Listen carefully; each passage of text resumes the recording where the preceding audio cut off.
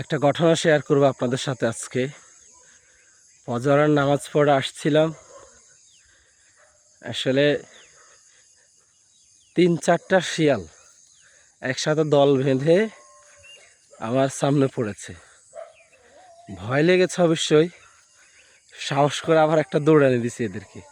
এই যে এখানে একটা বসা ছিল, আর এদিকে এখান দিয়ে তিনটা ছিল রাস্তার মাথায়। মানে সত্যি তাদেরকে দেখতে একটা ভয়ও কাজ করে, আর তারপরেও একটা সাহস করে দৌড়ানি দিছিলাম। তারা দৌড়ে পালিয়েছে। একটা এখান দিয়ে গেছে, এখান দিয়ে উঠেছে। মানে সত্যি তাদেরকে দেখতে অসাধারণ লাগে, অসাধারণ তারা। আমি হয়রান হয়ে গেছি। আরও একটা আসছে, পরে দিয়ে আবার একটা আসছে, এখান দিয়ে দৌড়ান দিছিলাম, রাস্তা দিয়ে দৌড় দিছে, আবারও দিকে চলে গেছে। সত্যি অসাধারণ।